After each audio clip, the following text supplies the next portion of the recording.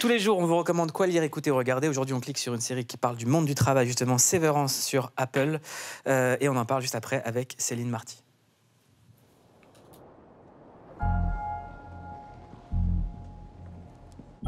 Bonjour, je m'appelle Marc S. Et j'ai accepté de mon plein gré d'avoir recours à une opération de dissociation.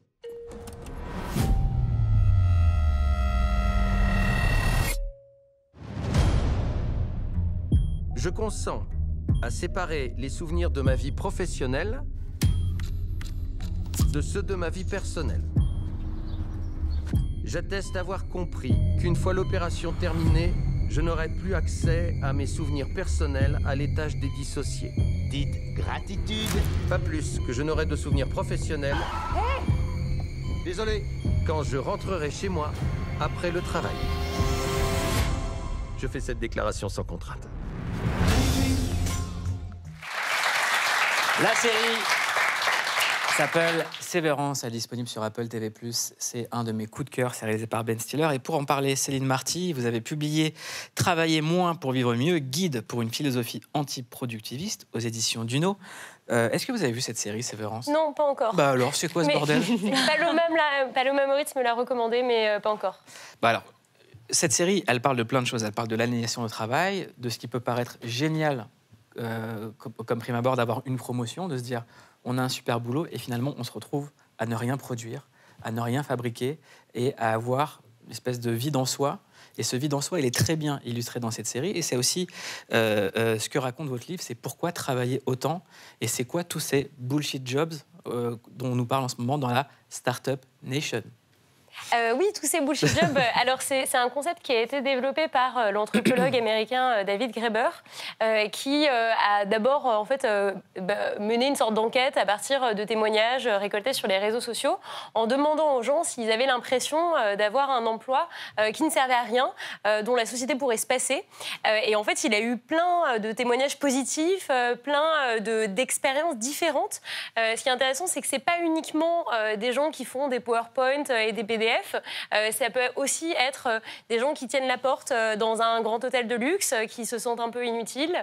Ça peut être aussi des pharmaciens qui disent qu'ils ont l'impression de ne vendre que des produits de l'industrie pharmaceutique qui sont en fait des placebos. Et donc, quand on voit que même les métiers de soins qu'on considère souvent comme essentiels peuvent être en fait considérés comme bullshit, c'est assez vertigineux. On a l'impression qu'en fait, personne n'est épargné par ce sentiment de doute. Sauf les ouvriers. Oui, mais en même temps, vous voyez, qui savent finalement quelle richesse ils produisent et qu'est-ce qu'ils fabriquent. Oui, mais en même temps, dès les années 70, il y avait des critiques des ouvriers qui disaient à quoi bon fabriquer autant de voitures, à quoi bon fabriquer des produits qui sont obsolètes rapidement, etc.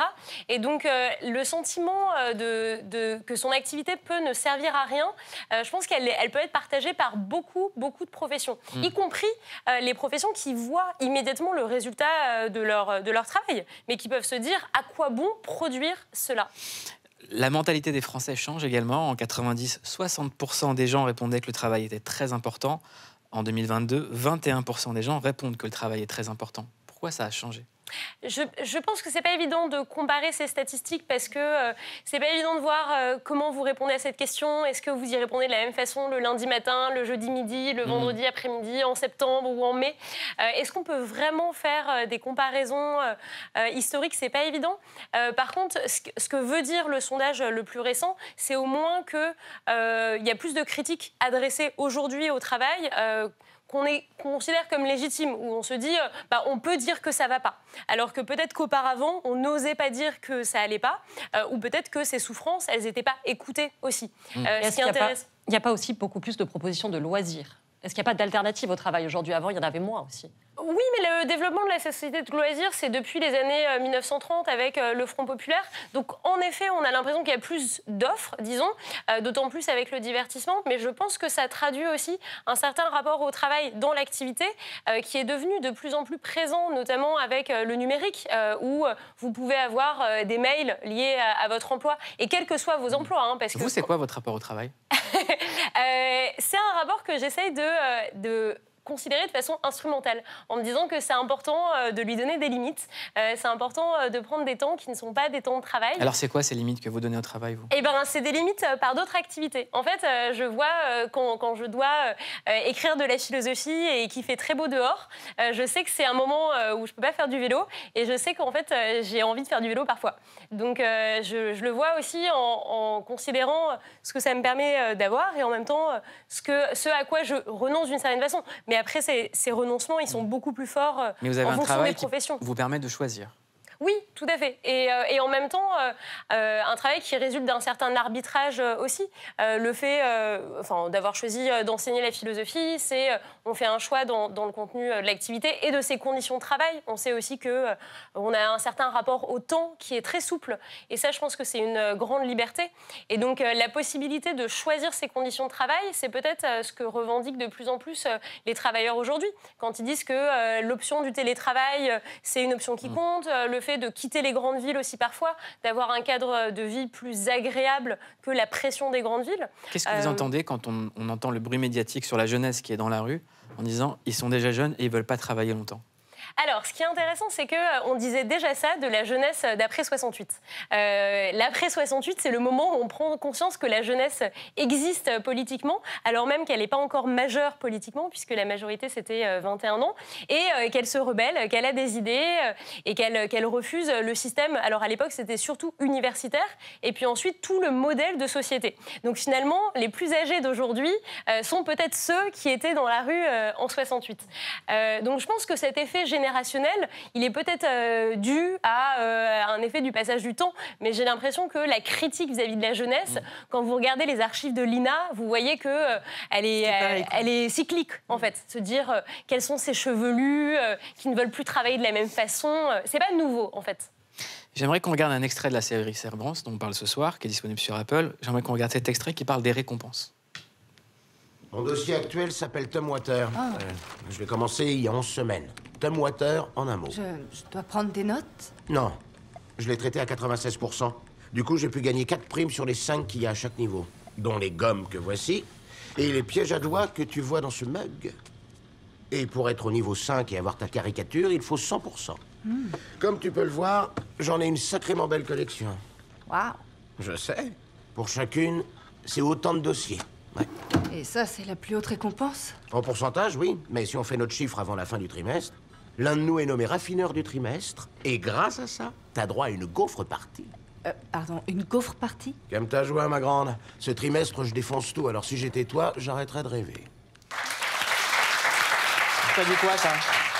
Ben, c'est drôle, ce trimestre, je défonce tout. L'impression qu'il faut toujours viser toujours plus haut. Et ça, je pense que ça fait beaucoup de mal à beaucoup de travailleurs, en fait. L'impression qu'il n'y a pas de limite au travail, qu'on pourra toujours nous en demander toujours plus. Ça, c'est aussi dans nos représentations des carrières qui sont censées être en progression linéaire, voire fulgurante. Et le fait de se dire... je pense que parfois, ça fait du bien de se dire quand est-ce que ça s'arrête, quand est-ce que ça va être plus calme, quand est-ce que je vais pouvoir faire une pause. Très belle chanson d'Orelsan, quand est-ce que ça s'arrête? Oui, tout à fait, quand est-ce que ça s'arrête. Charlotte, t'as fait un tour dans la rue? Ouais, on en parlait juste à l'instant. Effectivement, c'est cyclique, cette critique sur la jeunesse et le travail. Donc, je suis allée rencontrer des jeunes ce matin à la manifestation pour leur poser la question du sens du travail. Et qu'est-ce qu'ils pensent de cette idée que les jeunes sont fainéants. Regardez. C'est culotté de dire qu'on est feignant alors qu'on essaye de... C'est juste peut-être qu'on se permet d'ouvrir notre bouche en fait, qu'on se permet d'aller à l'encontre de ce qu'on nous impose et voilà, je dirais pas feignant mais je dirais éveillé. Cette réforme des retraites, elle pose la question de dans quel monde on va vivre.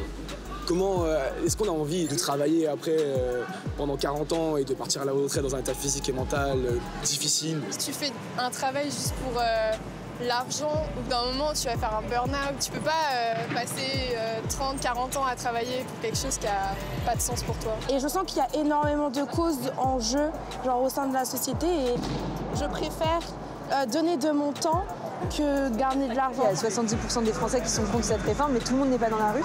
Pourquoi vous avez décidé non, faut aller dans la rue? Pour nos tantes, pour nos oncles, pour nos grands-parents, pour nos darons qui rentrent le soir avec...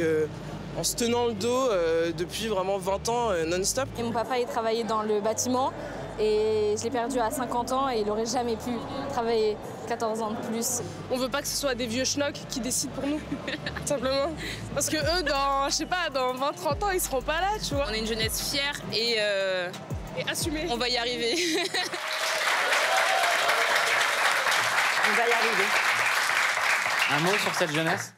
Pardon? Un mot sur cette jeunesse? Oui, il y a plein de choses à en dire. La solidarité avec les générations des parents et des grands-parents, la façon dont le rapport au travail de nos parents et grands-parents nous a été légué aussi.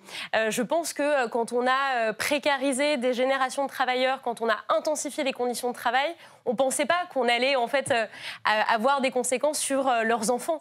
Et en fait, les gens découvrent le rapport au travail d'abord par l'expérience de leurs parents. Et c'est ça qui les socialise dès le plus jeune âge, d'une certaine façon. Donc en fait, les mauvaises conditions de travail aujourd'hui, elles créent une jeunesse révoltée demain.